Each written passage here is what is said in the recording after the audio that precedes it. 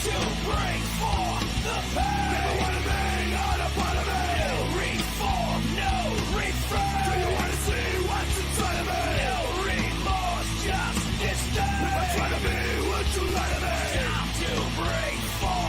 For fiction to becomes an aquarium, scripted lies to calm the hysteria. Pretty little fish, will your colors fade? All you filter the scum that your breed all made. Hey, hey, what you take us for? Soaking wet, flip-flopping on the floor. Time has come, man, to do the right thing. Yet we don't give a damn about your left, right wing.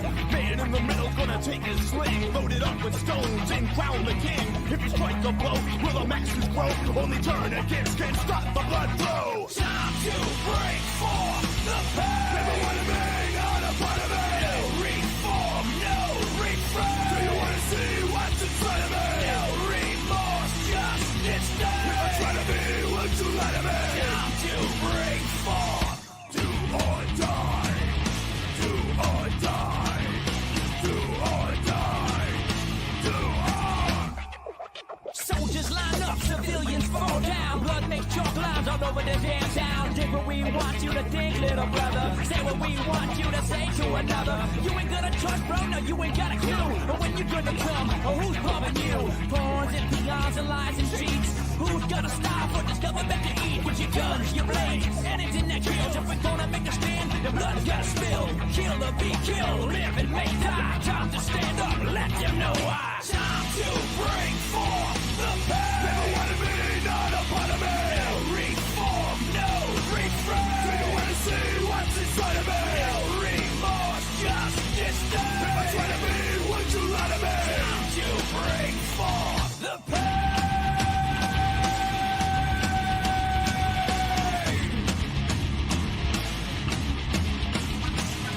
Feel the pain. It's to do or die. It's to do or die. It's to do or die. It's to do or die. It's to do or die.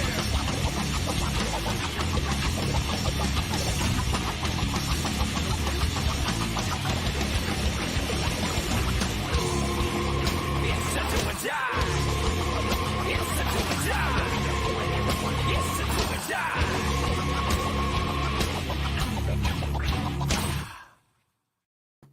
Hey, who'd you talk to? What's going on? It is me, Mike Lepre, King Mike Elvis is Legit Paranormal, brought to you by legitpodcast.com. It is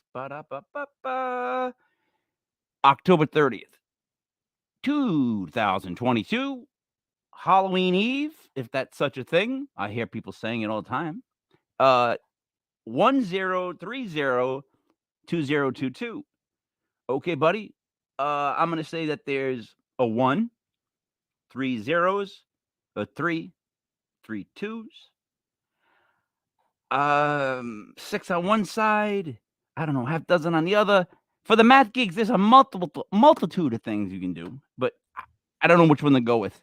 How you doing there, buddy? Money. A little bit of this, a little bit of that, Mike. Your I don't know internet. anything about math. What I do know is beer, and this beer that I Hey, got buddy. this evening. There's a lovely brewery down in Bristol. Had the pleasure of going down there this afternoon with you, Mike. Hey, buddy. And, Yeah, but hold on. We gotta address. Six-pack brewing. Wait. Stop. We gotta address this. Look how handsome you are. Stop everything.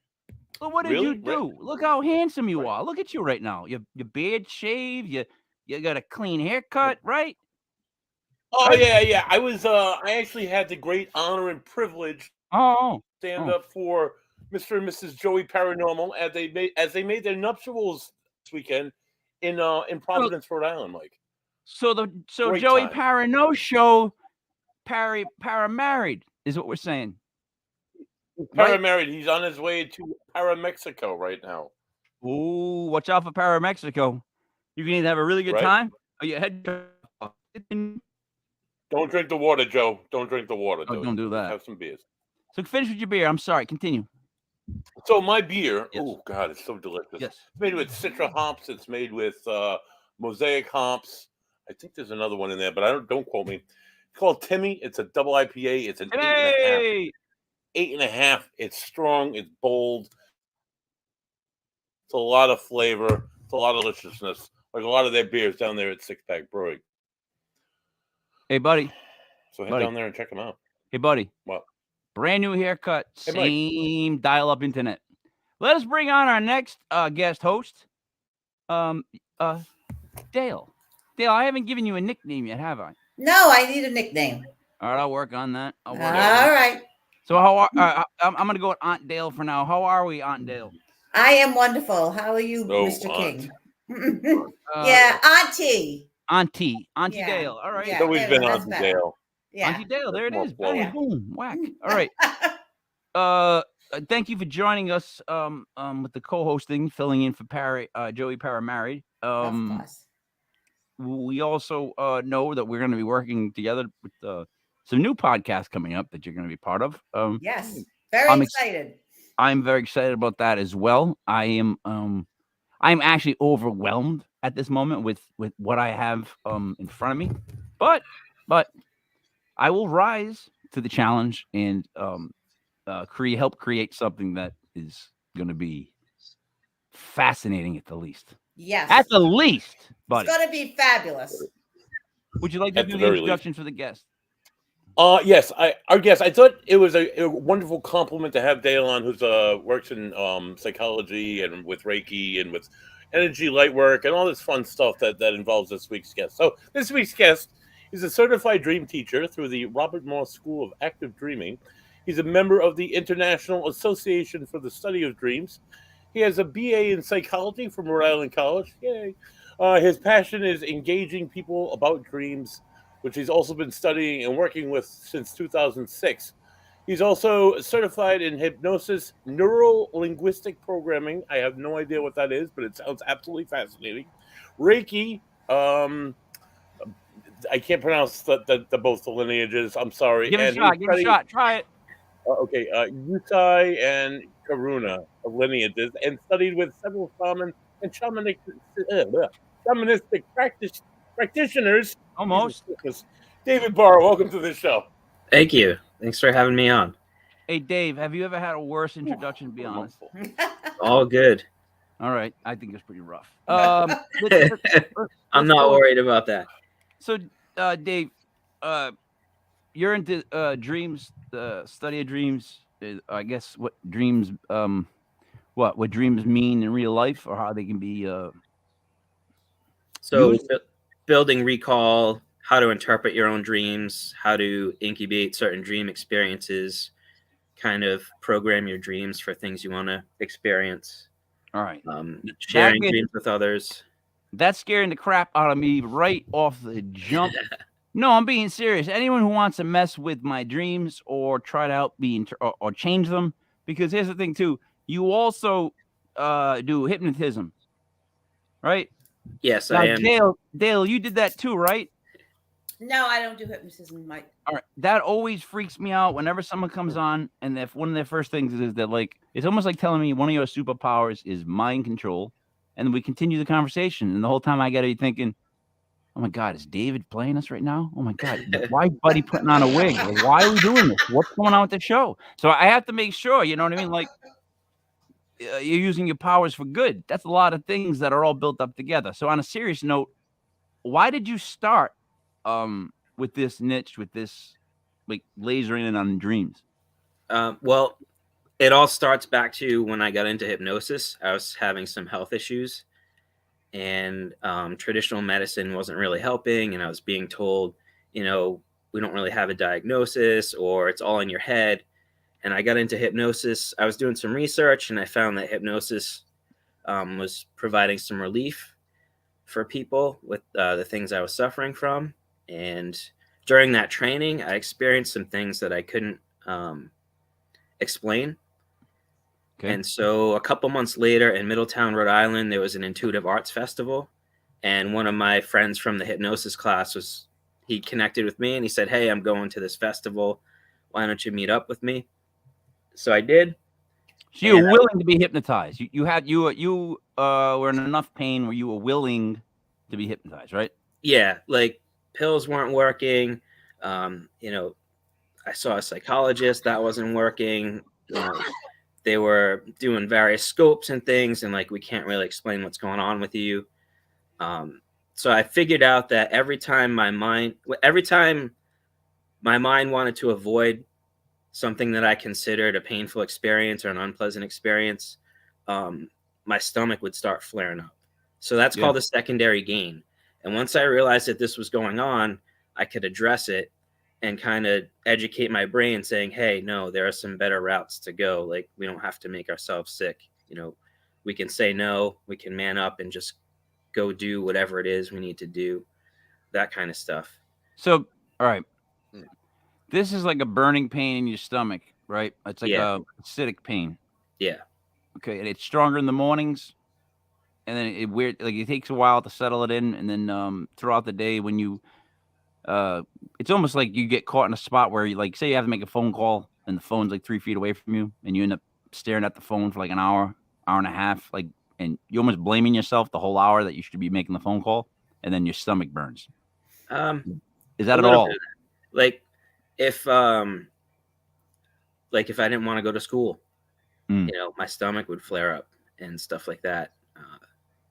So anytime I wanted to avoid something, my stomach would get all messed up. And I had to educate it and say, no, that's not what we do. You know, we can take care of this and address these things in other ways. And once I learned I had that secondary gain in my mind, after the hypnosis training, I stopped having the flare-ups, and I haven't had one since 2006.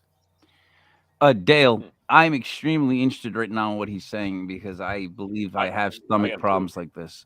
Like, I believe I have very, very similar stomach issues. Like, I think Buddy might know I do too. Like, I think I have, my stomach acts up at certain times when it's like something like this. Dale, why am I so scared of hypnosis? You're asking me. Yes, I'm asking you. I'm asking you. You're afraid of hypnosis. Well, I'm just asking. The easy question to that is the big V word that everyone's afraid of. Vulnerable. Nobody likes to be vulnerable. Nobody likes to let their defenses down. And maybe somewhere in your brain, you're thinking, in order to be hypnotized, I got to give control over to somebody else, and that scares the crap out of you. And that's why I asked you, Dale. So, Dave, that's exactly why I don't want to be hypnotized, and that's the problem that I have. So that's why when I first asked you, and I interrupted you, I'm sorry, you were on your way there, and you were in enough pain where you were willing to be hypnotized. Because I feel like if you're not willing, if you don't, it's not going to happen. But all right, continue. I'm sorry. Yeah, like, I was at a point where I was going to lose my job. It was impacting like different areas of my life, and I was like, I got to take care of this. My common misconception is that when you're in hypnosis, you're giving up control. You're actually in more control when you're in hypnosis. That's hard to swallow right there. That's all right, like one of those horse pills, but I'll believe you for now. Like, I mean, but just, it's weird to me that I'd be any more control of someone, because you know what it is? Blame that guy, Frank, whatever his name. Frank Santos. Blame Frank Santos for having people dress up like Batman and come out of the bathroom, embarrass themselves in front of a room of people, and people laugh. What that did for mental health was ridiculous. No one wanted to get hypnotized after you saw one of his shows. Frank, I'm sorry if you're listening. I always thought your show was great. You always packed the house, but let's be honest, I don't think anybody was hypnotized. I think you just served 10-cent beers to everybody, and a bunch of college kids took their clothes off to make it a fun night, but it kind of ruined mental health. I digress, David. But that's where I'm at when I think about being hypnotized. I think you're going to tell me to dress up like Batman, take a couple photos. Next thing you know, I'm going to come out of it and be like, how did I do? You'll be like, great. And then here's a photo album. But go ahead. I'm sorry. No, it's all good.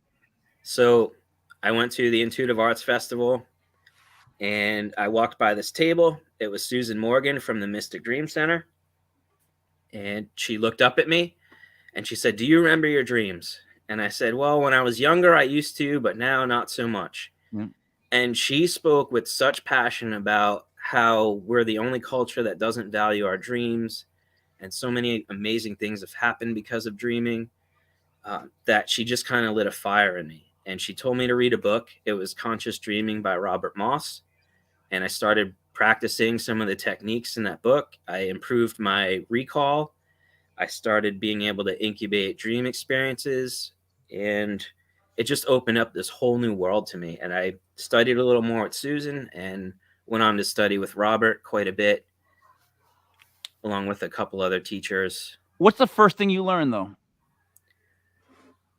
What's The like how to first calm down, thing- how to calm down, how to like not like what's the first step that you learned that you actually felt like you broke through and you learned something? that I could improve my recall just by, I would repeat over and over in my head, I want to remember my dreams. All right. And let that sink in as I drifted off to sleep. And I started remembering fragments and full dreams. And before I knew it, at times I was remembering 6 full dreams in vivid detail at night, you know, upon waking. See, that's now, buddy, when you fall asleep, Yeah. would you be able to fall asleep and then just dream? Like, would you have to be able to tell yourself to fall asleep, dream, be able to fall asleep? Would that work for you? For me, Mike, no, it's just so rare for me to have dreams. I don't think I dream much because I have sleep apnea more than likely. But I honestly, in the last like 3 years, I've had 2 dreams that have stuck out significantly that I remember every single detail. But it's not But I because think you're it's more not of a saying. I think it's more spiritually based. I don't think it's But is that me having dreams. But does that have to do with the fact that you're not telling yourself before you go to bed to remember your dreams, remember your dreams, remember your dreams? I'm asking you, Oh, I'm are you in a not. position when I you don't. sleep to do that? Could you do that if you like? In other words, I could. I have do 2 that. dogs sleeping in the bed. I have to listen to headphones that with like heavy metal music just so I can get my head to a place where it doesn't think and I can fall asleep. So, David, that's why I'm like, I don't even know if I'm like prepared to be able to. I couldn't lay there and say, "Remember your dreams, remember your dreams." Well, I 'Cause then listen it'd to be like- music too. So, All right. you know, while the music's going, I would just repeat that in my head Okay. and let it sink in. Another thing from my hypnosis training, self-talk is super important. So if you guys are telling yourselves, I don't remember my dreams and stuff like that, or I'm terrible at remembering my dreams, you're actually sending the message to your subconscious that it's not important to you. So of course you're not going to remember. I have So a the way you question. talk, yeah, go ahead, Gail. When you talk about remembering numerous very vivid dreams in one night, Mhm. do you also teach the people how to process them? Because I know I've had very vivid dreams and they're very upsetting sometimes because they feel so real, like you're in the moment. So imagine having like back to back those all night long. I would think you could wake up and be in an emotional state when you wake up from having such vivid dreams all night long. You know what I mean? So do you help people learn how to process those dreams? So once we build the recall, then we start teaching people how to incubate certain dream experiences. So I encourage people to sleep with an intention in mind as they drift off to sleep. Mine went from, I want to remember, and now that I'm remembering, one of my most common things is show me what I need to know. So I'll just tell my dreams that as I drift off to sleep and see what comes up. If I'm struggling with something, I'll ask for a solution to it. You can actually write down your intention on a piece of paper and look at it throughout the day and have it sink in that way, and put that paper either on your nightstand or under your pillow before you go to bed. And that will also help you dream with that specific intention. I was taught that. I don't know where. It might have been in anger management or one of those other things where I ended up in. But I was taught to write down what you wanted to change every night, and then put it under your pillow. Because by just writing, so here's where I get weird, Dave. I'm one of those firm believers in this. Once you think about something and then physically write it down on a piece of paper, it becomes real. I'm with you on that. And then like so whenever I come up with really wacky ideas, like the film we did recently, it's like I have to get people to trust me on that last part, because I know this is a bad cliche, but it goes where I think it's, if my mind can conceive it, and then my heart can believe it, and my body will achieve it. The thing goes like that. Basically, it means like if I write something down, and then it becomes real now, because to me it's written. And then if I really put energy into it, now I've given it life where it exists. And before you know it, stuff like that actually happens. Like that's how like the good stuff happens. You'd have no idea you did it, but you gave something life, and now it's its own thing and it's gone. Does that make sense? It does. Yeah. David, can I ask one more question? I'm sorry. Sure. No, it's fine. When you say, you sometimes you ask for guidance before you go to sleep or an answer to a question. Right. Do you believe that's your subconscious giving you the answers, or do you believe it's something like paranormal from another world coming into your dreams and giving you those questions, those answers? I believe some of it's my subconscious. In my shamanic studies, we work with guides. I believe some of that comes from my guides. And I also believe, it comes from God or the creator or whatever you believe in, something higher than us. We can have our souls speak to ourselves through dreams. So I think that information in those dreams come from different avenues. All right. So, sorry to interrupt you. We're saying that dreams and the dream, let's call it the dreamland, is something that the subconscious mind can enter or, I don't know, exist with, but that it can also be touched from the top down. Yes. Does that make sense? The way that I'm trying to explain that is, I speak for the dumb, so I'm trying to say things in ways we can all understand. So if we're talking about it like that, you know what I mean, where your subconscious mind goes up in dreams, then can it be touched on, from the top down? I do think it can be touched on from the top down. And if you look at, old school biblical stories, God used to speak to the prophets through dreams. That was one of the avenues. And then religion started building temples and churches and stuff, and they discouraged people from following their dreams because they wanted people to come worship and, tithe and things like that. So people gravitated away from dreaming and connecting directly with the source and having to, connect with whoever they believe in through their temple, church, whatever group. Well, that's because people wanted to control hope forever. They don't want you to dream, so they don't want you to hope. That's just how that goes. But so all right.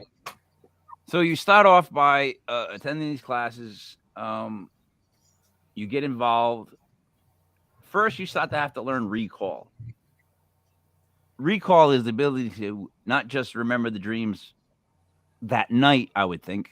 It's the ability to tap into past dreams? Am I right? Well, that's where your keeping a dream journal comes in. All right. So, you want to build memory, like Buddy goes to CrossFit. It's like building muscle, Oh, I know all about it. See it all the time. It's the same thing.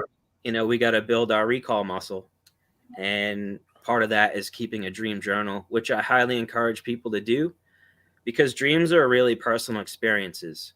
I don't know if you've dreamt something and tried to consult the dream dictionary and you're like, that doesn't work for me. But your dream journal becomes your own personal dream dictionary. You start encountering similar people, places, and things and experiencing events, over and over in your dreams, and you start to break those down. And for people who say, oh, I have all these crazy dreams, our minds speak to us in two languages. They speak to us literally. So we might dream something that happens literally. And those crazy dreams, that's when our brain is talking, or our subconscious or whatever is speaking to us metaphorically. And we have to break down those metaphors and figure out what they mean to us. And a lot of times that's where your dream journal comes in. That will help. So there's no throwaway dreams, like quick dream, like me and Buddy are fighting to get first in line because the ice cream man stopped. Like that's not something that's reality, right? What's that, Buddy? Yeah. That's not a dream. That's a reality, dude. So that could be a prophetic dream where you find yourself in that scenario with Buddy and you're like, oh, wait a minute, we're about to throw down. So it can't be a throwaway dream. I'm saying all dreams you think mean something. No, I don't think all dreams have this major meaning or something. Sometimes we just have them because they're fun. Sometimes they're a stress reliever. All right. They don't have to be these serious things all the time. And some of the times they're just day residue, right? Just things that we think about throughout the course of the day, even for a split second. And then our subconscious, when we fall asleep, just plays it out and kind of combines them all together. Right. So science has told us that when we dream, part of it is processing emotion and part of it's memory consolidation. So we're moving things from short-term memory into our long-term memory and our brain is filing all that stuff away. science hasn't been able to explain some of the other things that we dream. Like, so people who dream things that come true, people who problem solve in their dreams, people who create things as a result of their dreams. We don't really know where that stuff comes from. So we do know, like I said, the memory consolidation and the processing of emotions, but they're still studying all this stuff, and we're still learning. We don't really understand consciousness. So, all right, that brings me to this. So I know we're talking about how, like, in the dream state, there's like a certain thing you enter. Let me ask you this. You have 2 kids, 2 dogs, loud house, just a loud house. And you finally get to take a shower. And there's calm for the first time. And you're not actually thinking about what you're doing. You're just in the shower. And that's when everything inspirational or oddly, like, creative just floods into your head. And then it's there. Like, that to me is subconscious, but I'm conscious. I know that sounds dumb, but when I'm in that mind state where I'm like showering, and that act of showering is so common, and I just zone out, I can actually zone out and I'm just doing. That's when I think of everything I've ever thought of creatively. It's when I'm in that moment of blank. Makes sense, David? It does. It's a very similar state. So you're in that in-between state where you're not quite conscious, fully conscious, but you're not asleep. And that's where a lot of creativity does happen. Dale, you want to say something? Yeah, there's also been theories that when you're taking a shower and the water is pounding on the top of your head or in the back of your neck, those are chakras. Those are energy centers for us. So as that is happening, you can be opening up your chakras and actually receiving more information that way also, Mike. So that's what I believe. When I'm in the shower and the water's hitting my energy center in the back of my neck, I feel the most peaceful. No, but I don't. The energy's coming into me that way. So, one, I don't shower like that. I take cold showers because I read this thing a couple months ago about them, and it's really helped me. They really helped. Like, I'm more alive, and it's helped actually with weight, which is a weird, fucked up, messed up thing, but it's true. Sarah,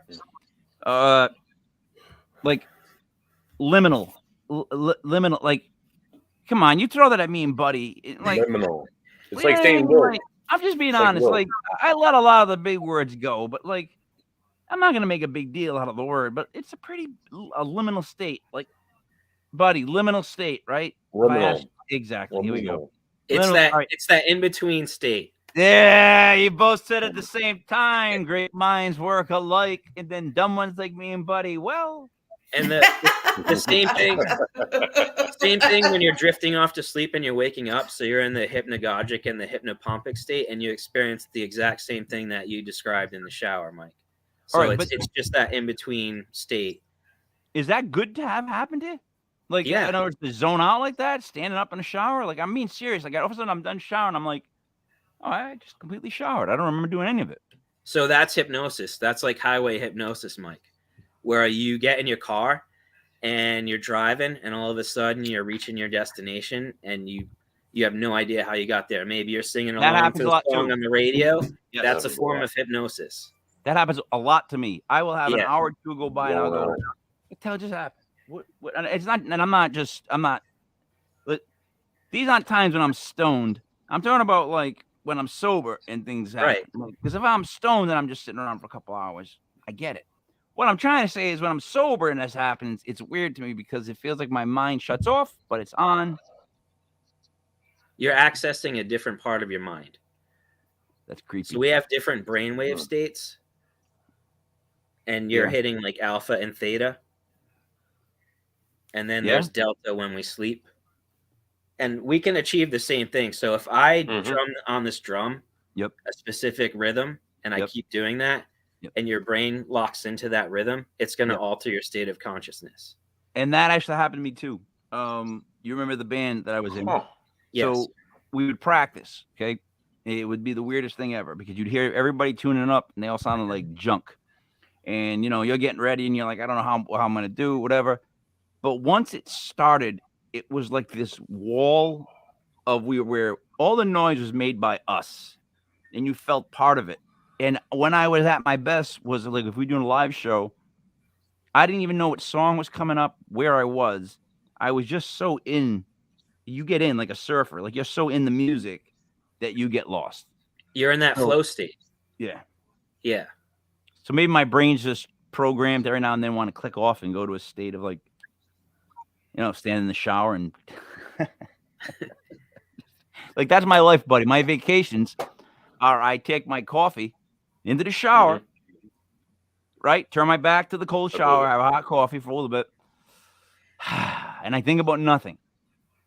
That's it. That's what I get. Those are my vacations. Just in case Meditation, you want Mike. I know the Meditation. travel agent you can call. Yeah. So Dave, let's get off me because I'm very depressing. So you learn more about all the dreams. Who's the first person you helped, and how? The first person I helped, I'd have to say it was myself. Like, I was in a pretty bad spot in my life. I was going to a job that I didn't really like. My best friend committed suicide, and it made me realize that life's too short to go to a job that you hate every day. And so I quit that job, and I did some of these studies, and the path kind of unfolded on its own. It was, I don't know, I used to think it was bizarre how it happened, but it was really meant to happen that way. Yep. And I was really hurting.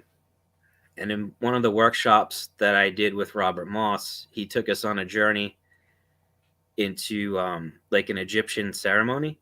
And you had to, have you seen Moon Knight? Do you guys watch the Marvel show? Yeah. No. All right. I'm just gonna say yes, I did see it. I won't go into my lifelong Marvel geekness and tell you about it. What I think. Okay. I saw it. The part where you have to weigh your heart against a feather on the scale. Mm-hmm. Yep. And if your heart is as light as the feather, you go on to the afterlife. And if it sinks, you don't. We were doing something similar to that. And I put my heart on the scale in this journey that we were doing. There was some drumming going on, and it sank like a lead sinker. And that was the first time I really figured out that I was carrying this huge weight in my heart. And that kind of opened up my eyes. I had to do something about this because it was really impacting, my mental health, my physical health, all my relationships. I was just in this bad place. And then I had a dream. My aunt wanted me to take Reiki, and Wait a minute. You knew that it was going to sink, right? Like, I'm not trying to be like, what I'm trying to say to you is, in your head, when that thing got put on the scale, I bet you had to immediately think, oh, it's going to sink. Was there any part of you that didn't think it was going to sink at that point in your life? I didn't know what was going to happen because this was all so new to me. Like, this guy's drumming on this drum, and he's like, all right, you're going to go into this temple. When you get into this temple, there's going to be a scale. You're going to put your heart on the scale. And part of me was like, what the heck is going on here, and trying to figure this all out. And the other part of me was just in the moment to see what happens. Because you remember the never-ending story? The never-ending story. Yeah, I hated that movie. All right, but I know, but it was always on HBO. If you had HBO, you watch it. Yeah. 100 times a day. Remember when he's gonna go through the two statues that if he's not pure of heart, they open their eyes and the beams kill the person? Yeah. That terrified me as a kid. Right. Because it always made me wonder. I don't know if I'd get through those goddamn things. And I'm a kid having these problems. I'm like hating myself, going, you know what, Lep? I don't think you could make it through that. Like I think I'd have to go walk and then sprint like a motherfucker because I don't think and dive. Like I had plans in my head. I didn't make it through. So that was already affecting me back then. You know what I'm trying to say? So all right, I'm sorry. Continue. I get over it. So I'm on this journey, and my heart sinks, and like it's someone saying they listen to binaural beats. Yep. You can use the drumming, you can use binaural beats, you can use isochronic tones, meditative music, whatever gets you into that state. One of my teachers always said, if it works, it's good medicine. Oh yeah. So I come out of this journey and I'm like, oh man, I have all this weight. What do I do with it? And then I just finished my degree in psychology. My aunt, who is a teacher, found out about this thing called Reiki, and she was trying to talk me into taking a Reiki class with her. And I was like, Reiki, I'm like, this is energy, and science doesn't really, explain this stuff. Why would I want to do that? And then I had a dream, and in the dream, this shimmering dragon came to me and said, Reiki's important, take the class. And I was like, all right, well, if I have a giant shimmering dragon telling me this is important, it's probably important. So I took the class. I got to know the Reiki teacher really well. She became a great friend and mentor, and she started helping me through some of the depression and things that I was going through. When I took my final Reiki class, there was someone in that class that said, I studied with this woman from California. She's coming to All That Matters to teach some shamanism classes. I think you'd be interested in that. I was like, I'll think about it. And then I looked it up, and the woman was doing a free talk. So I was like, yeah, it doesn't hurt to go to a free talk and listen. If it's something I'm into, I'll sign up for the class. And if not, I walk away. I lost an hour of my time, and I can go eat at my favorite taco place down the street. There you go, win-win. Yeah. So I got to the talk a little early. The woman's setting up her space, and she turns around, and I'm like, I know this woman. I look at her, she looks at me, and I said, you feel really familiar to me. And she's like, yeah, I feel the same way. And I said, maybe we've met up in dreams somehow. And little did I know, one of her dissertations for her PhD was on dreams. So there was a connection there. Wait. I had like a deja vu. Where were you when this happened? Because I was at All That Matters in the little room where she was going to give her lecture. Okay. So I walk in there, and she immediately feels familiar. All right. I sit down. Her. You just knew it. You've known her. All right. It was like a deja vu, and that happens. And oftentimes I'll dream something, and when it happens in real life, I get whacked with that feeling, and I'm like, oh, I know I've dreamt this before. There's little things that will trigger that feeling in me. Is that what deja vu is? You've dreamt it before? Sometimes I think so. I don't know 100% of the time, but Dale, what do you think deja vu is? I'm not really sure. I don't know. I never thought of it as possibly something that we have dreamed before in the past. It could be. I mean, it's in our brain somewhere, so it could be. Buddy, have you ever had Vuja Day? The feeling that none of this has ever happened? Ever? No, I have actually had deja vu, though, and I've had the same dream a few times based on the deja vu moment. A while, but it was just, it's like I always found fascinating and weird, I have deja vu moment of the dumbest things, David. I'll let you continue. I'm sorry, I always interrupt people, but like I'll have it where I'm like cleaning a plate, and then my son says something that's weird, and I'm like, that happened before, but it's nothing of importance. So I'm sorry, David. So deja vu, go on. I sit down as other people are coming into the room. I know exactly who's walking into that room, where they're going to sit, what their voices are going to sound like. And I'm like, I know I've dreamt this before. I must be in the right space. So she did her talk. I signed up for the class. I spent a really intense weekend, 3-day weekend with her. And on the second day, we did an exercise, and I felt that weight in my heart just release. And I felt completely different and transformed from that experience. So this person helped you do this? Yes, she let us, so she was teaching us some techniques and meditations and things like that, and introducing us to guides that work with us. She was doing some of the drumming, like I had mentioned. And something just happened during one of those exercises where I felt that weight just lift and release.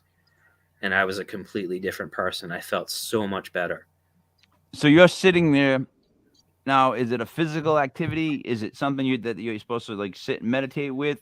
And it's an epiphany, because it's got to be a breaking big moment for you. So we're laying on the floor in a circle, and she's drumming, and we're working with some of the guides that we've been introduced with. And I just had this big release as a result of the journey that we were on at that time. So we got to be specific when we talk about stuff like this. Okay. Crying, you broke down, like release, like help me by what you mean by that heavy feeling in my heart that I had been feeling since my friend's passing. Yep. Just kind of like, and all the stuff that was weighing me down in life it's just like all those feelings of like the dread, the depression, that heaviness that I was feeling, it all just kind of let go. So was it a healing moment for you? Like, do you feel like your grief was healed in that moment somewhat? I do. So, all right. It almost feels like he tapped you on the shoulder and said, stop worrying about it. And then just took it with him. In a weird sort of way, your friends. Part of it was him, and then part of it was were the guides and the experience itself. Like it's hard to explain unless you experience it for yourself. And if you're skeptical, that's cool. I encourage people to be skeptical. I consider myself an open-minded skeptic. And until I experience something for myself, I kind of wonder about it. So, question, buddy. Go ahead. I know I can see you scratching your head. Go ahead. You must be thinking of something. Oh, at first I was just thinking, who's Andrew Tate? But do you think it's it can be explained biologically, or do you think it's partially spiritual, or is there any like logical explanation to it one way or the other? I'd say it was more like a spiritual thing, I guess. I can't really explain it away. Mm-hmm. I don't know. So no, David, I know. I just pick one. I'm sorry. Go ahead. No, so I'm just trying to understand, and I'm not skeptical at all. I'm just trying to understand the experience you had. So you said there was drumming there. So there was shamanic drumming. There was meditation.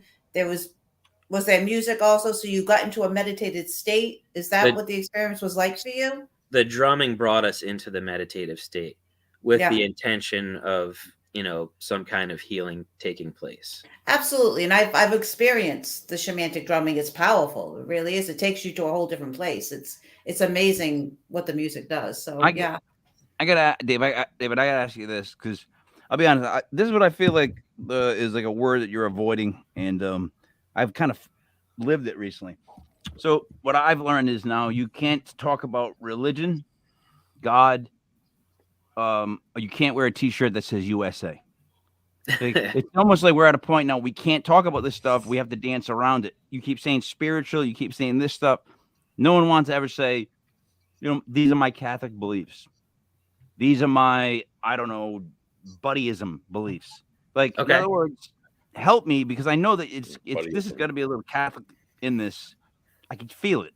The Catholic that was in me up until age 12, I can feel that there's something in there about this. So I implore you, explain the religion connection, because I know that it's spiritual. So what was it that you had was it you and God that had to kind of make I wouldn't say that. So in shamanism, they teach that there are 3 worlds: the upper world, the lower world, and the middle world.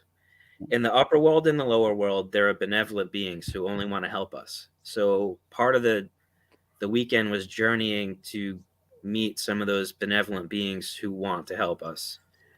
So this is why I say it's a spiritual experience. I can't say that it was God. I can't say that it was an angel. I know that I was introduced to these guides through those journeys, and then they led me through the healing experience for the rest of the weekend. So we went on a series of journeys and worked with these beings, and learning how to work with them and how to heal ourselves, and then using that stuff to help other people. David, was this after you got involved in Reiki, or was this before? After. So you had already been attuned into the Reiki energy. Yes.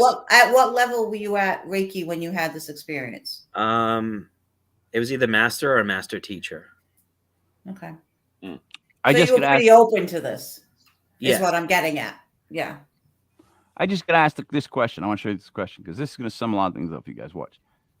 I was just asked, why do you have to define everything into a box? Now, this is the answer that I gave because I'm a smart ass. Because I like to, and it's nice, and because I do. But why? But why, Sarah? Do I try to put everything into a box? Because again, I speak for the dumb, and for people watching this that are not caught up in the paranormal world. Like, some of the people in the comments are. They don't understand things. And if we don't keep it as street level, I guess, as we possibly can, they're not going to understand us. And the best thing is to get people to understand this and get interested. Like, if we speak up here, or if I don't like, if you don't like the box I put it in, move the boxes around. Have no box. Okay, guess what, Murray Alice, there's no boxes. But yet I'm all keeping stuff in my head compartmentalized. So you know what that means? Boxes. Dave, let me ask you this question. Okay. Your dreams, when they get good, do you get worried? Like, in other words, do really happy dreams make you nervous? No, because I'll know that some good things are on the way. Oh, so see, that's my problem. A happy dream to me makes me think, oh boy, something bad's gonna happen. That's okay. That's how A happy dream makes you think something bad's gonna happen? Yes. Do you think you're not, like, is it because you think you're not worthy of those good things that are happening? Well, that's part of it. I mean, if I could lay down on the bar bench and tell you that's part of it. Mostly it's just because, no, I think buddy, you got anything to drink? You get beer, right? Growing up as Italian, I do, Mike. Growing up as Italian as I did, the dream book she had, my Nana, and the way she would tell dreams was almost like you were not supposed to get too happy in your dreams. I don't know how to explain that, but that's kind of what I was taught. So it was always like, if your dreams were too happy, it was like, But maybe that was just a way of them teaching us not to get upset over bad dreams because we were dumb little kids. But isn't that also a Catholic thing? I was raised Catholic too, so I think being humble was drilled into us, and Buddy, stop that. And being a little too happy could actually be like a scary thing, because we always have to be humble and grateful. Mm-hmm. So, all right, bad dreams. I actually got to the point where this is messed up. I haven't had a dream where I was not in control of it. I don't know. I can't remember one. And I mean in the dumbest way. Like, Dave, I've been in dreams. I keep calling you Dave. I know it's David habit. It's either is fine.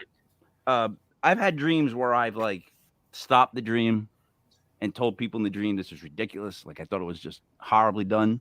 Like, I've had the most messed up dreams. Like, my dreams aren't normal. I always know they're dreams. I haven't had a dream where I was in the dream and did not know I was dreaming in years, because I always know I'm dreaming. It's weird.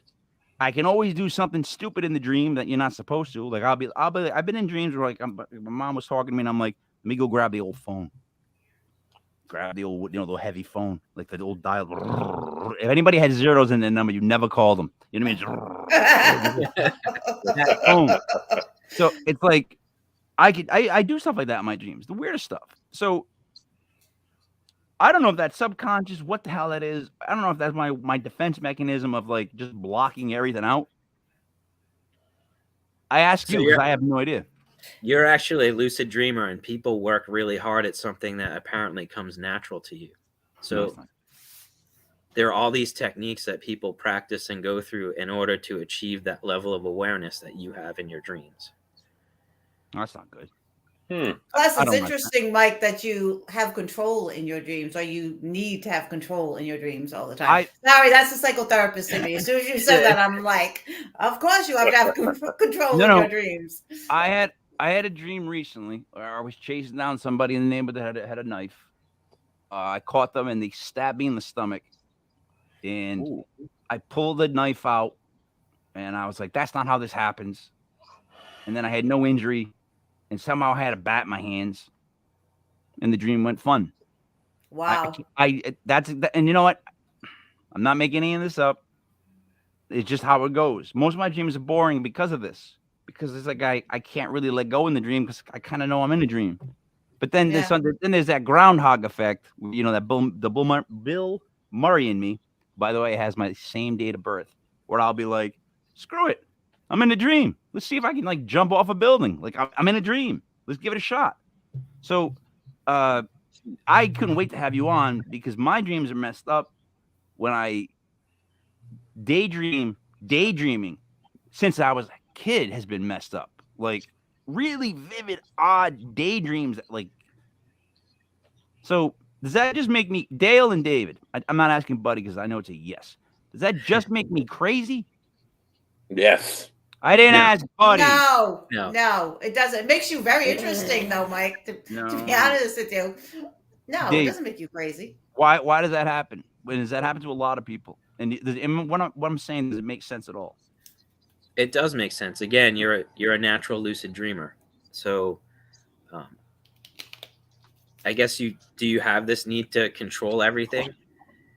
Like, is that part of your personality? Yeah, Buddy's saying yes. Yeah. So that's how your mind works. Of course. That's your style of dreaming. That's all right. But now, to get back to the beginning of the show, you see where the stomach aches come in. If you have my mindset and you have the things that I keep happen that I've been telling you in my dreams, the way life is, all this stuff, I've always wanted to be on top of everything. Like you said before, when you couldn't get things done, things went, you would get that stomach feeling. Right. I deal with that the moment I wake up for about 2 hours straight, the most painful experience of my life, for 2 hours every morning. And I wake up almost in dread of it. So that adds to it.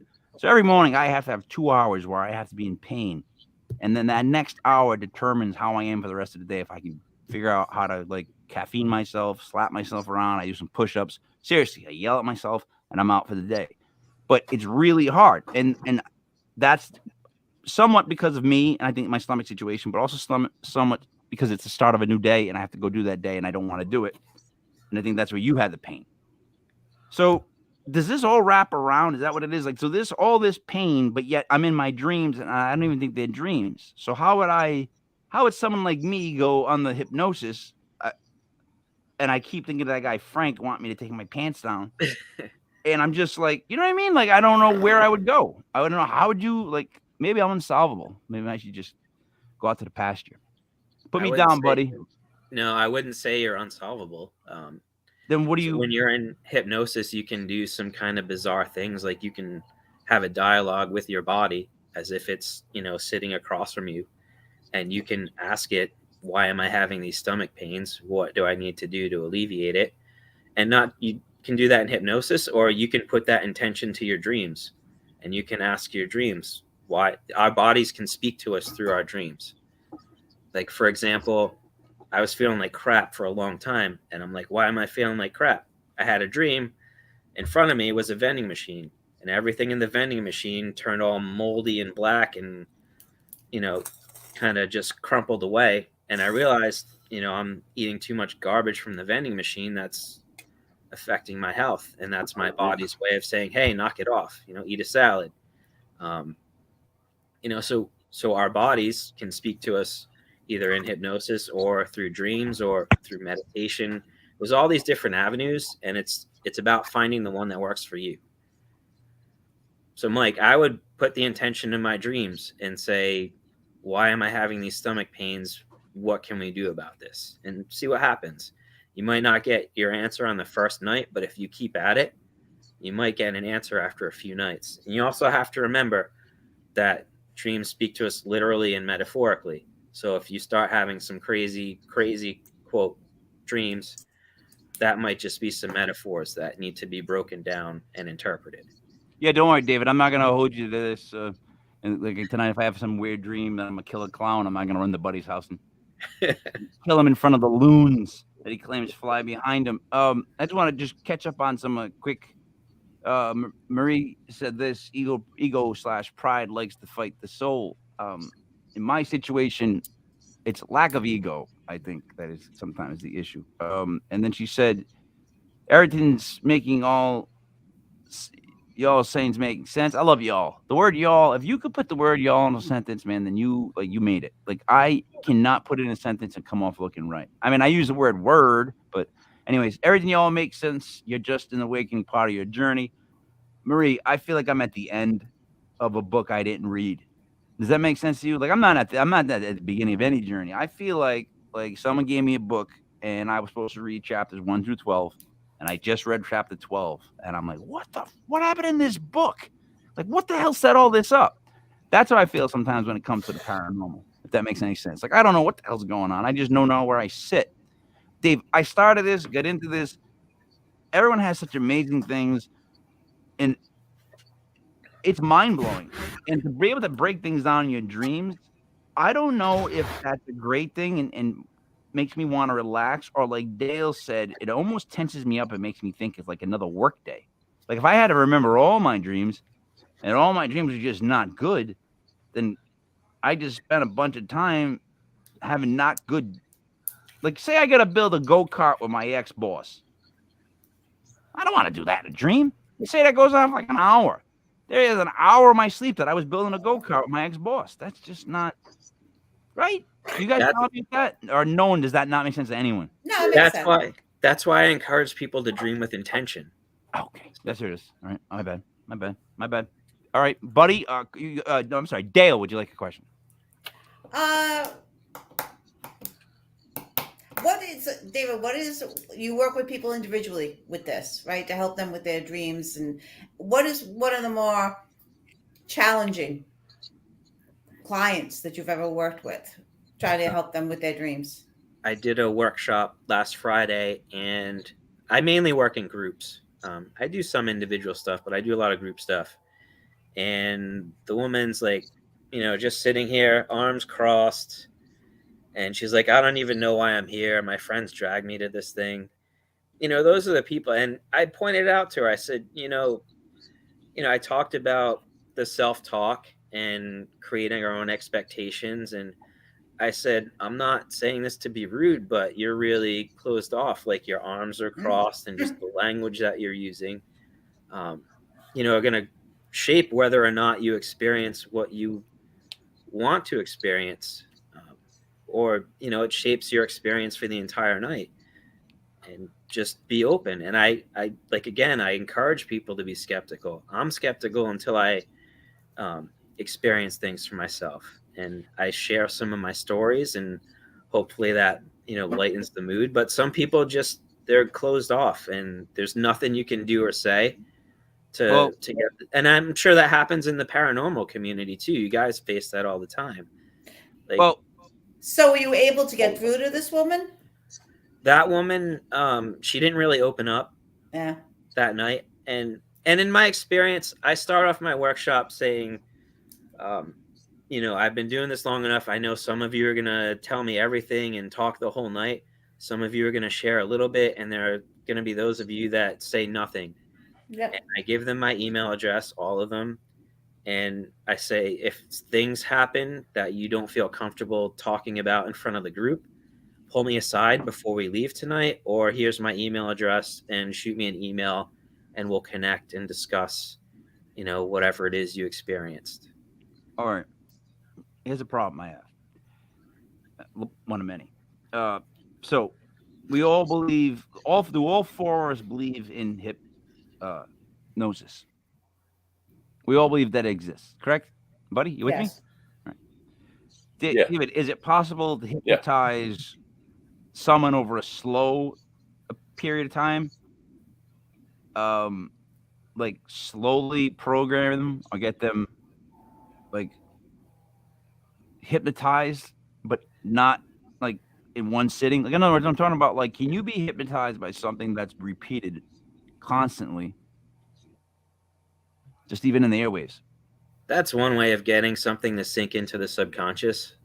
But if a person's not open to being hypnotized, they're not going to be hypnotized. All right, but see, so what I'm getting at now is, all right, can you hypnotize a group of people? You've seen that at stage shows. So yeah, you can hypnotize a group of people. All right.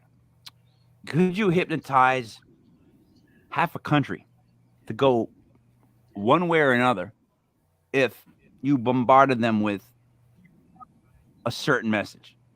I'm not even picking sides here. I'm not even naming names. I'm saying, like, say you split the country in two, and this part of the country, all they heard was news and stuff and constant things about their side that have the same words repeated.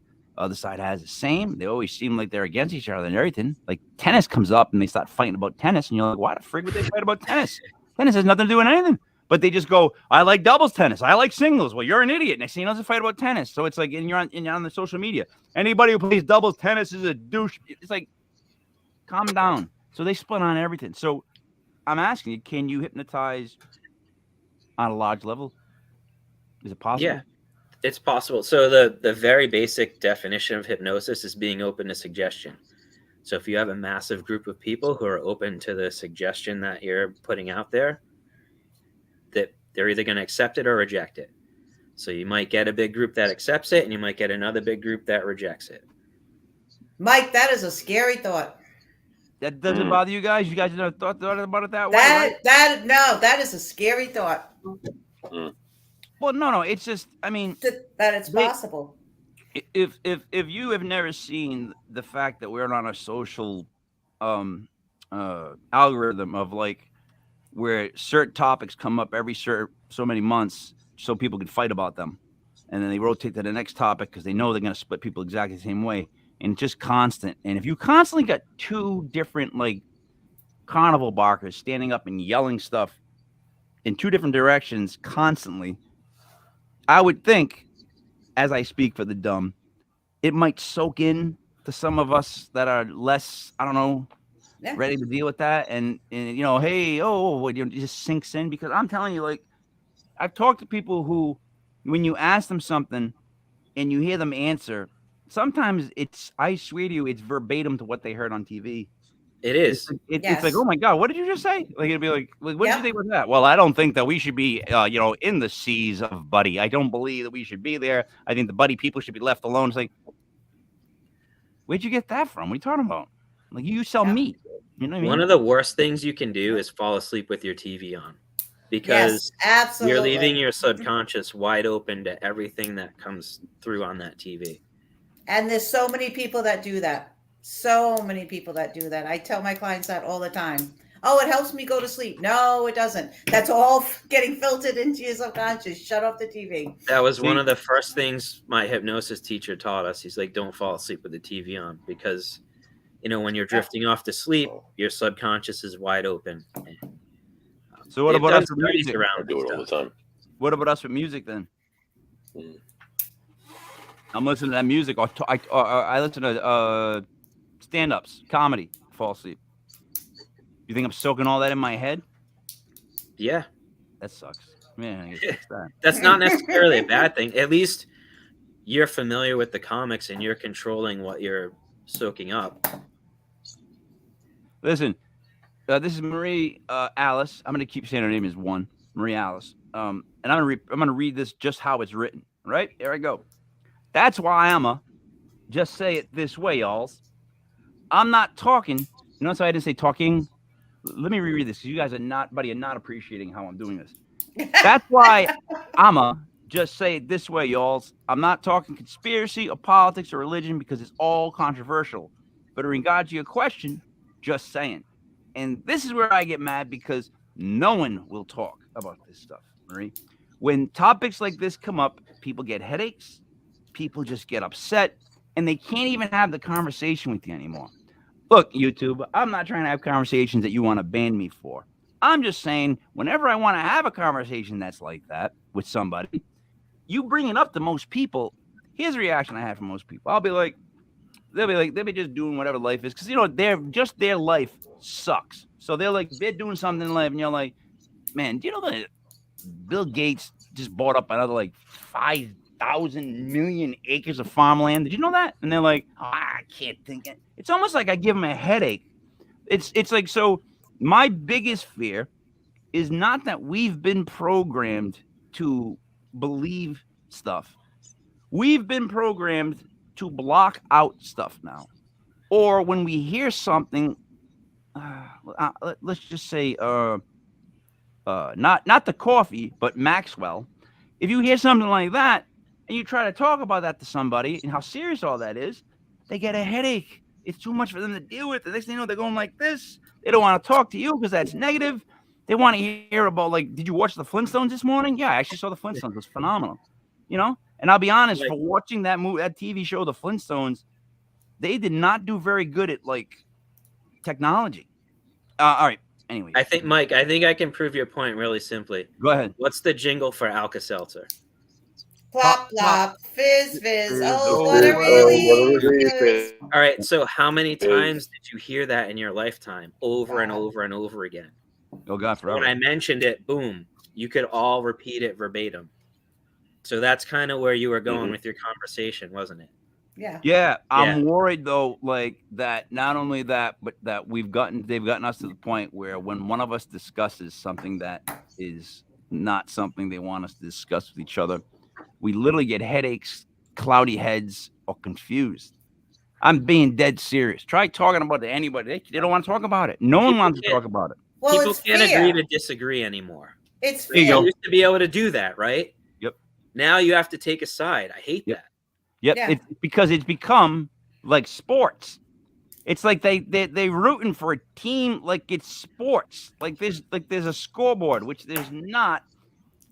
It doesn't even make sense. But again, what I worry about, I always say this, I don't worry about them putting stuff in our head for us to go do.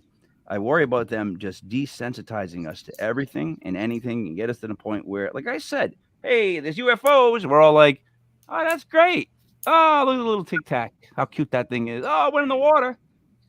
25 years ago, holy shit. Did you see anything that went into the ocean? Something went into the ocean. It'd be on every channel, all three of them. You know what I'm trying to say? It'd be crazy. Yeah. Now it's like, they released the film. I'm worried. I'm worried that like what you're saying, the hypnosis can be put in the wrong hands. And let me ask you this: do you believe that they can magnify hypnosis? In other words, the reach by using anything that's technology based? I mean, I don't know. You could put, I guess technically you could put a YouTube video out there, and if you speak in a certain way, it's gonna sink into people's brains, and people are gonna watch YouTube videos. Some people watch them over and over and over. Like my kid will watch the same YouTube video like 1,000 times. I try to read a study on something like that it had to do with the different colors and the different amount of sounds for a kid, keep a kid occupied. Like they did a study on like how many different colors they had to see per, I don't know, 20 seconds, and how many times it had to be like a song, whatnot, within the thing to keep a kid's attention. Like I've read things like that because it's weird. I'm really interested in mind control because I worry about people that use it just even on a day-to-day basis, as dumb as that sounds. I mean, not mind control, but they just know how to work you because they can read you. So dreams are huge to me because that would be a diary of a way to write down what's going on. But in my case, I would have to give up permission in my dreams and allow them to just happen because it would be one boring read. You know what I mean? Not necessarily. Mike, going back to the mind control thing, right? How is that? I think I have a good example of how dreams can benefit to combat that stuff. I was at a hypnosis convention. One of the hypnotists was giving a lecture. He was looking for volunteers and asked if I was interested. I went up because I know the guy's brilliant and he was going to, make some kind of change. I was interested in seeing what would happen with me. But what I didn't know was that you can also be hit with waking hypnosis. So he embarrassed me on stage. That was part of his programming. He had his people in the audience. And after he led the exercise with me, he had some of them stand up. And, one woman stood up and he pointed to her and he said, "I embarrassed you at one point, didn't I?" And she said, "Yes." And he goes, "I made you a lot of money though, didn't I?" And she said, "Yes." And like a couple other things that he did with me, he had people in the audience, responding the way that he wanted to. And what he did was he hijacked my brain and got me to thinking that if I paid him thousands of dollars, he could make me, lots of money. And he gave me his phone number, and I just felt compelled to call this guy like all the time. And I didn't know why. And then one night, did this happen? Did this really happen? At a convention. All right. So there are people who use these techniques in shady ways, and you got to be careful and mindful of, what's going into your brain. So then I had a dream.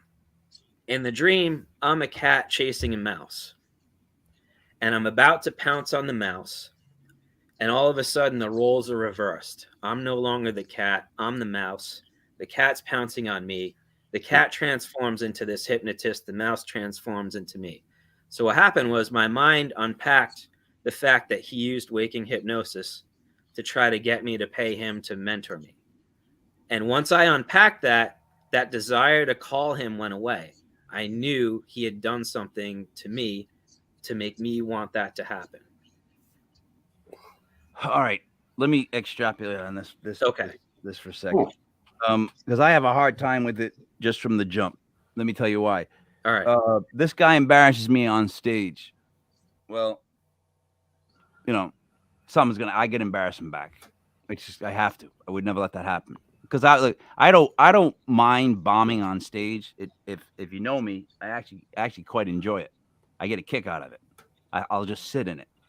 But I don't want anybody publicly embarrassing me and then telling everybody else, I embarrass you too, right? Yeah, I embarrass you too, right? Like pretty much being like, I was a dick to you too, right? Was I a dick to you? I was a dick to you. And then secondly, anybody who asks for money from you within the first 24 to 48 hours upon meeting them cannot be trusted. So here's how he got around that. He never initially asked me for money. He said, here's my phone number. Call me if anything comes up. And I felt compelled to call him. But I knew that if I did call him, he was going to try to talk me into a mentorship program. So the money wasn't brought up, but it was implied. I'm just, but let me ask you this. Didn't you get a weird feeling the minute he said, like, the beginning of the story? Like, from the jump of the story, being embarrassed on stage, like, that's a way to break someone down, right? And that right. Now it's not hypnosis. Break down that foundation. That's what like a lot of guys do to women, unfortunately, that I notice the more I pay attention to other people's relationships. I had no idea that the guys could even be in control of their women. I hope she didn't hear me. I'm kidding. Mm-hmm. They're all jokes. Anyways, I just couldn't believe some of the stuff they say. It's just like, wow, you're like talking down, right, talking down on that person. I mean, I guess it happens vice versa, right? There's women that talk down to men, so I can't say that it's not. But I guess let's just say in a relationship, maybe you're a guy talking down to a guy. Nowadays, you can talk down to anything because it's all free love, apparently. So let's put this in 2022. I'm talking to my cat, who I'm in love with, and anyways, my point being is this: can my dreams and the recording of my dreams lead to better decisions moving forward, based on the facts from the dreams, or are those just kind of bullshit facts?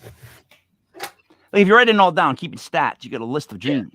So am I going by the facts? Like, I remember in this dream, I was over at my uncle's house. Here I am again at my uncle's house. Let's see if that makes sense. Like, is that what I'm doing? You're going to have dreams that hit you harder emotionally, or you're going to know that there's something to them more than others. All right. And those ones that stand out, those are the ones you know that there's an important message in that dream for you. Have you ever had a dream that you didn't necessarily get the message, but you wrote it down in your dream journal, and then like weeks later, it hit you what it was all about? So I'll share this story. Do you guys know what the most the most common dream in the United States is? Falling. Being naked. Nope. Dale, what do you think? I was going to say falling off a cliff. No, teeth falling out. Oh, I did know that. Yep. That's the most common dream had in the United States. I've had that dream. I've had that dream. So if I look up that dream in a dream dictionary, it's going to tell me that has to do with vanity. I'm a jeans and t-shirt kind of guy. I'm scruffy most of the time. So that doesn't apply to me. And through keeping my dream journal and noting when I was having that dream and what was going on in my waking life, I determined that anytime I'm not speaking up for myself when I need to in my waking life, I have the teeth falling out dream. There you go. Maybe that's why I haven't had that one. They speak up too much. Per nauseam.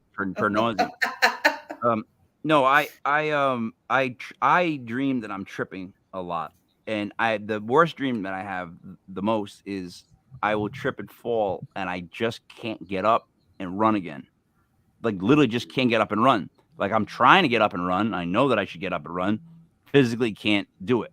That's something that's happened in dreams. And I think that's what caused me way back to have that whole thing where I became like the director of all my dreams. Like, I think it got to the point where it was so bad if I was having those dreams I couldn't run. That was just like, you know what? It's a goddamn dream. Next thing you know, I'm parachuting. Like, it was just like, it was like a weird thing that happened. And I remember telling my dad this because I exactly remember what age I was too when this all changed. I was like, Dad, this happened, this changed. He's like, have fun with it. And I didn't think anything else of it. I just, all my bad dreams, like, they're happening, but it's like, I know that they're happening in a dream. So I see somebody get murdered. I don't get like crazy upset. I know that sounds stupid, but That's not stupid though. Well, I think it's good that we have these conversations. There's this stigma around talking about dreams. Just like for a long time, there was a stigma around talking about the paranormal, right? You were weird, you were a freak, you were crazy if you were into the paranormal. I run into so many people that feel that way about their dreams. They're afraid to talk about stuff. They don't want people to think that they're crazy. They feel like a freak.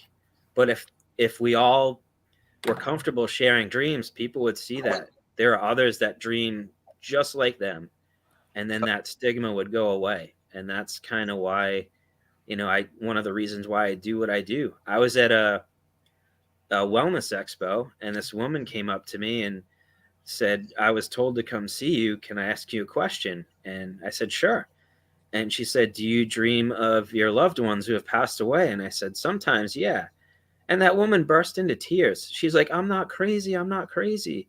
Uh-huh. And imagine feeling that way for, I don't know how, for most of her life, because she had that type of dream and she felt she couldn't talk about it because people would think she was crazy. Imagine going through that. That one hurt my heart to see her feel that way, and to be able to give her that relief, I felt was, like a tremendous gift. And I'm glad she approached me that day so that she could, realize that that's normal. Any dream that you've had, other people have had that dream. That makes what you do worth it. It does. All right. So let me just touch on two things really quick. One, the other stigma that no one wants to talk about, which always comes up, is mental health. People don't want to admit to that. People don't want to talk about it. People find that as a weakness. The minute you mention that, people will go to say he's crazy, that girl's crazy, he's stupid, he's this, he's that, whatever. Yep. So I've noticed that when you walk into the paranormal world, just like the rock scene, you get some mental health that bleeds over. Anything that's creative, anything that's imaginative, like that allows you to be in a place that you're not, like, leads to it. It brings in mental health issues. This is what I think, and I don't think we address them. I think because you don't want to be associated with the term, or you don't even want to be associated with somebody who's associated with the term, or it's gotten so PC and correct now that sometimes people just use that word kind of like, all right, I digress. I used to have migraines to the point where I had to get all this stuff done. And when someone gets a really bad headache and they say they have a migraine, I want to choke them, because that's not what a migraine is. Like, what you have is a really bad stress headache, or I'll tell you what kind of headache you have. Like, you don't have a migraine. Like, you have no idea what a migraine is. So I get really angry. So that's how that kind of is. Like, when someone doesn't really truly understand how bad it is, you know what I mean? They mock it. So, like, when I tell you there's times where I have to make a phone call and I will stare at the phone for 2 hours and not make that phone call just so I can beat up on myself afterwards about not making that phone call, that's mental health. And I'm not afraid to tell people that this happens to me, because what do I give a shit? Like, what do I care? I don't care really what people think about me. They're either going to like me, they're not going to like me. But I'm going to tell them the truth. And I don't think enough people open up with the fact that they deal with these things, or they have to fight these things, because that's a weakness. You can't be weak, right? You can't be weak. And people then say, "Oh, I was trying to get a hold of you for like a day or so. What's the problem? I was trying to get a hold of you. I sent you like 3 emails." And what you want to actually say is, I could not look at the phone. I could not sit down in front of the computer. I could not take anything else in. I had to just shut it all off. But people won't even say that. they'll give you an excuse. Oh my God, I had things to do. This happened. This came up. It's all bullshit. At least I'll tell you what happened, Mike. Dude, I don't know. I got stuck in it. I couldn't get myself out of it. I would love to learn how to meditate better. I would love to learn how to calm down the voices in my head. I would love to have dreams that are actually dreams. You know what I mean? They just go. So, I mean, everything you're talking about is something that I'd be interested in learning. I really would. Because I know a lot goes on in my dreams. I wish I wasn't such a jerk that I was messing with them all the time and trying to stop them or trying to affect them. You know what I mean? Like, I feel like I self-sabotage more than anybody you've ever met. Like, literally, I'm just that guy. Like, I buy a brand new car and I put like a bunch of like nails in the street just to celebrate. You know what I mean? Like, I'm that kind of idiot. You know what I mean? I can totally relate, Mike. And you know what you're talking about going on in your head? I call that World War Me, where I just destroy myself. Yep. Why though? Like, that's the beat up. The self. It's this, dude. There is no worse beating than a self beating. Yeah, I agree. There's been nobody that's ever given me a beating anywhere near as bad as I can give me a beating, and I've been beat up a lot. I mean, I really have. I caught a couple good. If you look at my nose, the guy that actually rebuilt my nose got killed by the mafia. True story. So I can never see that doctor again. It is a true story. But he did it so bad that I don't really have a septum on one of the sides because this is all cartilage. You know, I've taken physical beatings, but I'll say this to my kids all the time. There's been times where I've backed down from stuff and it stuck with me mentally, and that hurts more and longer than any beating I've took. Like, if Buddy said something to me really mean and I just didn't do a thing and I just went home with it, that might linger on with me like for so much longer than if we just went bang bang bang bang bang bang bang bang and it was done. And that's that's the issue I carry. Like, I carry that stuff. They'll go ahead. I'm sorry. You're not alone, Mike. I specialize in trauma specifically, and this is a little off the path, but We're always off the path. everyone that I've ever worked with, adult or child, that has had physical abuse in their life will tell me the same thing. I would much rather have had the beating because the bruises end and they heal than the words that went along with them. They will stay with me until I'm 50, 60, 70. That becomes my self-talk, the way of beating myself up. It's the words. If people would just understand the power our words have, things could change. They really could. It's amazing how that stays with the person. You know how you can hypnotize someone? Well, I feel like you can hypnotize yourself, and you do it if you're repeating stuff to myself. If I repeat stuff to myself all the time, then what's the difference between being hypnotized? You know what I'm trying to say? Same thing. So when I learned self-hypnosis years and years ago, a lot of it was just, picking a phrase and repeating it until it sunk in. You breathe and relax a little bit and just repeat the phrase or phrases over and over in your mind. So yeah, what you've done is a form of self-hypnosis. The whole hypnosis thing, though, is in dreams is so fascinating because I mean, you can go on and on and on about different avenues of it and meanings and reasons and just even the history of it, what it was thought of throughout time by different civilizations, the way they analyze dreams.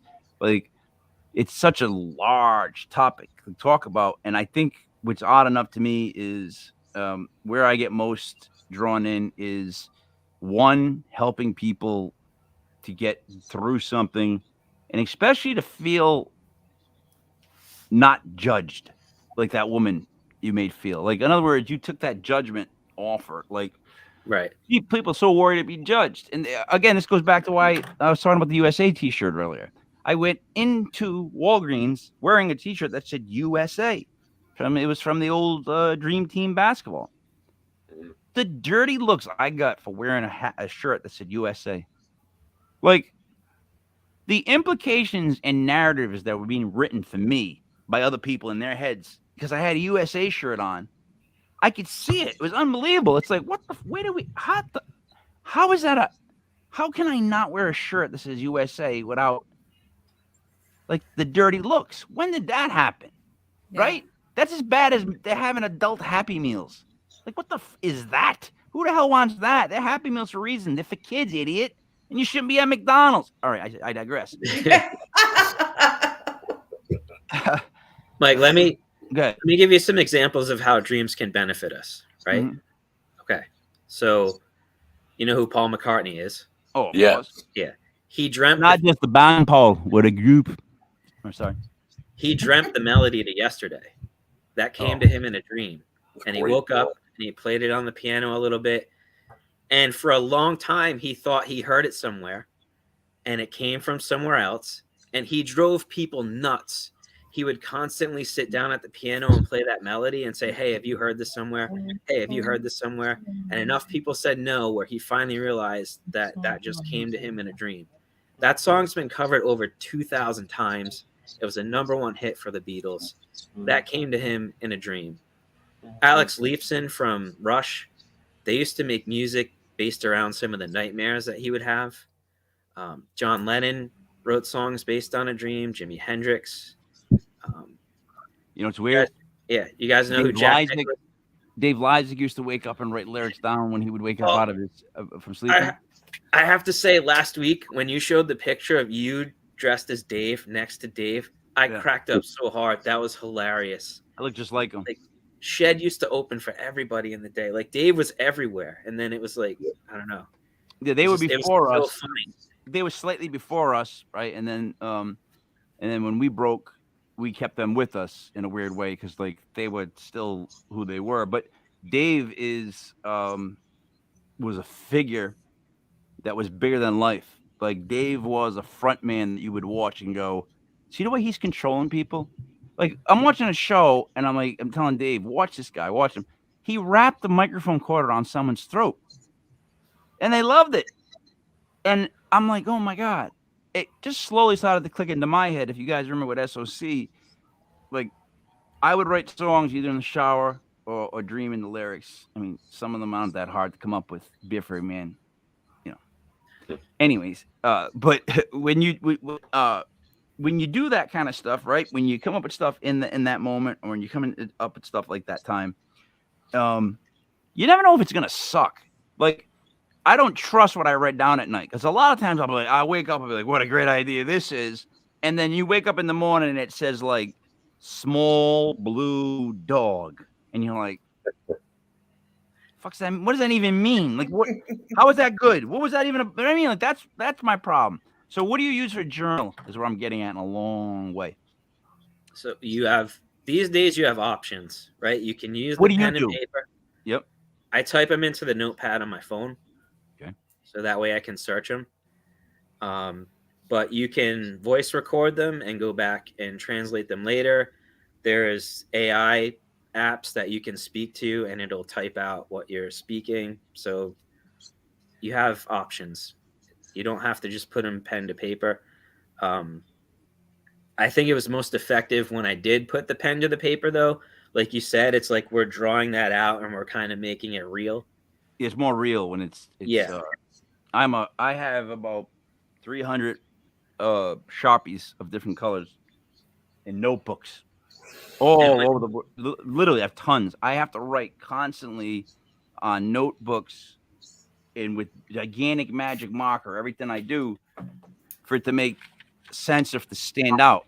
Like that's how old school I am with that stuff. Like being on a computer screen is still fake to me. I look at it, I go, big deal. The minute you write it down on a piece of paper, though, I'm forced to stare at that and either throw that away, you know what I mean?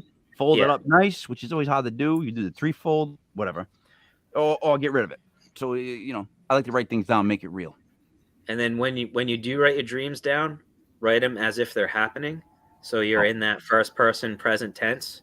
That will also help improve the recall because it kind of brings you back into that moment. All right. To be in the moment. Yeah. You know, the chat's going off the rails. What the hell? When anyone says, were you traumatized by Blue's Clues? Yes, you know what? I actually was traumatized by Blue's Clues because I wasn't really young enough to watch it, but I do have kids, and I did see when they just changed Steve or whatever his name was. Like, Oh, the poor little kids get used to this one guy that would go show them blue and all the other clues and all that fun stuff. And then all of a sudden he's like, hey, by the way, I'm leaving. This is my cousin. Peace. And little kids were like, the abandonment was like, it's like, did Mr. Robinson leave? That you it's like the Fonz going, you know what? I know I'm so cool. Here's Chachi. My shift's over. I'm out. See you guys in Laverne Shirley. You know what I mean? Don't make sense. I'm sorry, Dave. The later it gets, the more stupidity. It's out of my mouth. I want to give you a few more examples to just demonstrate, dreaming's a positive thing. Jack Nicklaus, famous golfer, right? Yep. You guys familiar with Jack Nicklaus? Yes. In the 1960s, he started entering a huge slump, and it was almost a career-ending slump. And he started having a dream, and he had the awareness in the dream, kind of like you, Mike, to notice what's going on. And he saw that he was gripping his golf club in a different way than he does in waking life. So he took that from the dream, and he tried that grip in waking life, and it worked better for him. And he revitalized his career, and he went on to be the mega star in golf that he was. Wow. Now the only thing though that I would say about that is if you're a golfer who's in a slump, like a slump, I would be thinking about golf my whole entire day, trying to figure out how I could play better, so I could see that bleeding over into my dreams. Exactly. Was the grip the only thing he was shown though? Because people like to point out like the stuff that worked. Because like, what if you dreamed that in his dream that he had to like change his grip, wear like plaid pants and no shirt? Then he's like, I can't do the other two, and then he just goes with the grip and he just tells people about the grip. He leaves out those other two because that's how a lot of stories happen. They leave out that didn't happen. That I can't confirm or deny. That he saw that he was gripping the club a different way in his dream. He brought that into his waking life, and it worked for him. And allegedly, nothing else. It was just allegedly nothing else. I like that word. That word makes. You guys see what I'm saying though on that? Like, because they always tell you like somebody always says, I had a dream and it told me that I just needed to like, I needed to throw the ball in the fourth quarter there. Like I needed to do that. It's like, yeah. What else was in the dream? Well, he said that in the second quarter I was going to jump 20 feet in the air. Did that happen? No, it didn't. You didn't tell us that though, did you? Sorry. I get over. I get overexcited. Dale, any closing questions? I can't think of anything right now. David, I really think what you're doing is fascinating, and I'm so glad that you're helping so many people. Thank you. And I would love to know more about it because I believe I can help my clients with some of this stuff too.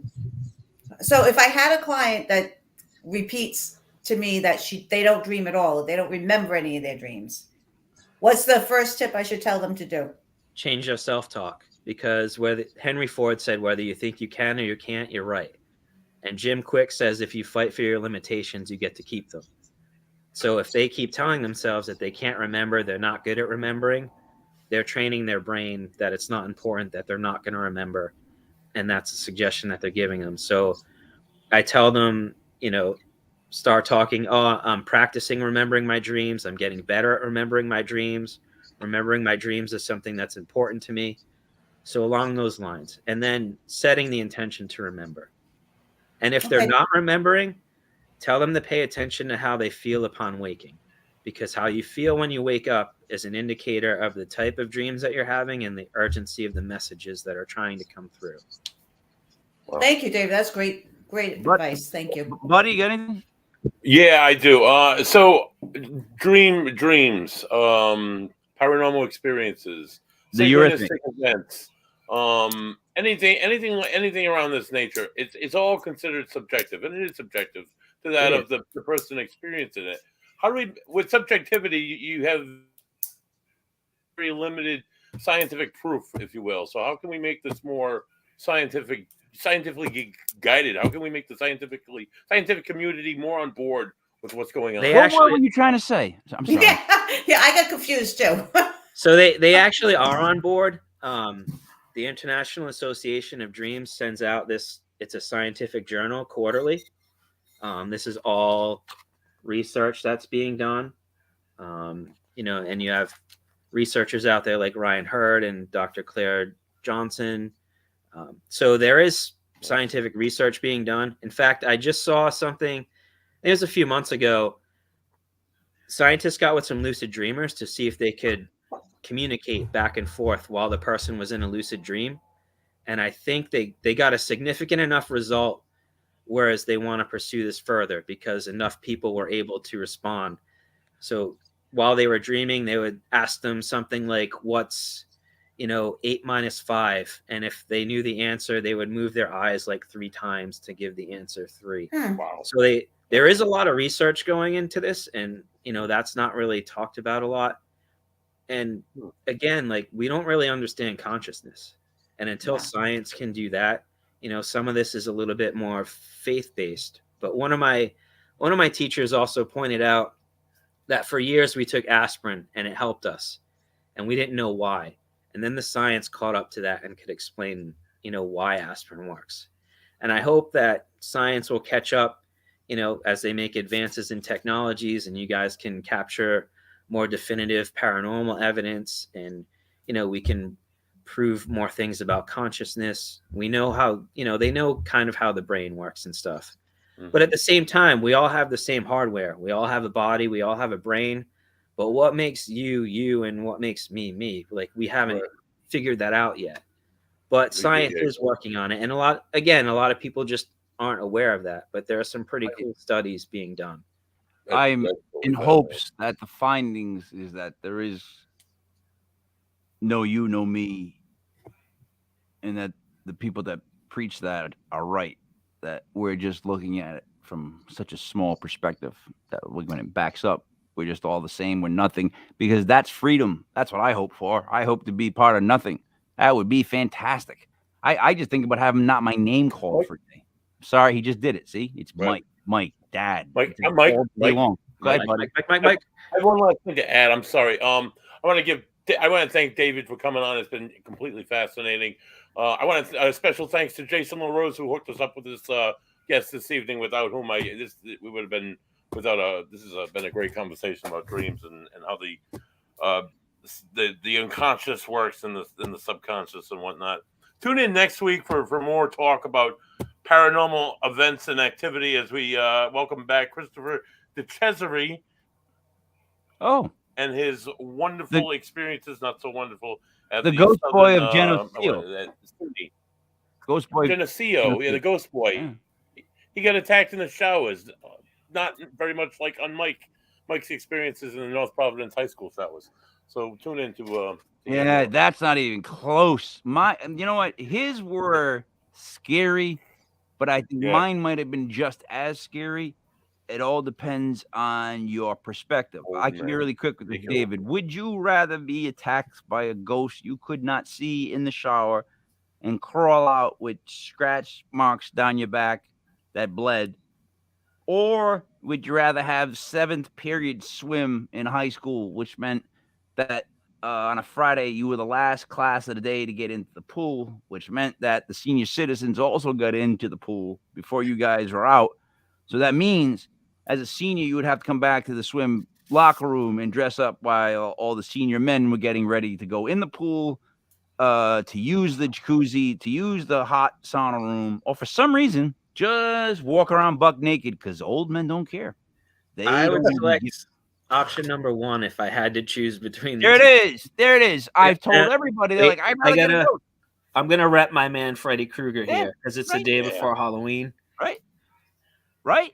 That's why I said that. When he said that to me, I'm like, I don't know, dude. I've had something worse in a shower. Like, you don't know what that's like. Like, it's like you just want to tell the guy, can you just put a towel on? Put a towel on. Like, come on. I'm 18 right now. Put a towel on. You're upsetting me. You're upsetting me. Is that what's going to happen? Because if that's what's going to happen, I have no future. This brings it all back. It is Halloween Eve. I hope everybody has a great night tomorrow night. We are not doing the show tomorrow night, buddy. Right. We can't because it's Halloween. Vacation planners, right? And gotta make sure we give out candy. Right. Hopefully that the kids will come around this year and they're not gonna be so goddamn scared about razor blades or ecstasy or cocaine. Like, who has time to put cocaine in candy? I mean, and if you did, you're not going to give it away. Like people don't Right. understand stuff. It's just ridiculous. Mike, Dave, what are you giving away for candy? Twix. All right, Reese's. so I'm short enough to trick or treat for the rest of my life, so I may make a stop by your house. That's dope. How tall are you? 5'1". Wow. Oh, wow. That's a weird. That right there is a dilemma. If I were 5 feet tall, would I still dress up? There's a good chance. There really is a good chance because I used to love. I hated the rubber mask though because on our day they would sweat. Yeah. And the smell was something that if I smelled it now, if they make cologne, like they could call it like sweaty costume mask. Like, would go, oh my God, that's exactly that smell because that's that rubber smell. I digress. Buddy, you're all set with the plugs. You're good. We're good, Mike. We plugged everything. David, anything you'd like to promote as far as upcoming appearances or websites? You can find me on social media on Facebook at In the Dreamtime. I do a monthly dream circle with my friend Debbie over at Creatigo. We do that online. Nice. So if you check out my Facebook page, there'll be a link to register for that. It's the second Tuesday of every month from 7 to 9 p.m. We've had people, regional. We've had some people from other parts of the country too. It's cool when that happens. I like to engage people and hear about their dreams. We do some dream interpretations together. People can ask questions, just like you guys asked some really good questions tonight. And I just have fun with it. It's my thing. So that sounds like honestly, that sounds like a blast. I would love to talk to people about their dreams for an hour. I don't know if I'd be very scientific or helpful, but I know I would enjoy having that 1 hour conversation because I would just try to take those conversations wherever I could. I mean, let's put it this way. You just said it best. The best part about paranormal that is conversation. And I know that sounds so silly and bizarre, but I think what we try to start up or spark is just different conversation because that's all we want is different conversation. That's where we're going to learn. If I hear the same stuff over and over, guess what? Like you said, I might learn it, but that's through hypnosis. I want to learn stuff in a nice way where it's new. I learn it. Let's go through it. Hey, I never heard that before. And I'm smarter and not as dumb as I usually am.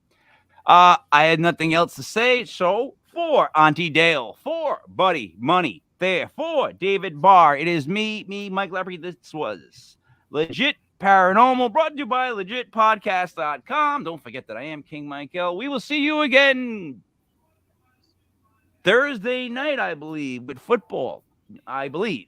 Don't hold me on that. But then again, we'll always be here every Sunday for Legit Paranormal and every Monday, but this Monday for Legit Paranormal Vacation Planners, Legit Paranormal Vacation Planners, where we try to book you into places that have either murderous crimes that have happened or really odd paranormal events because we love you.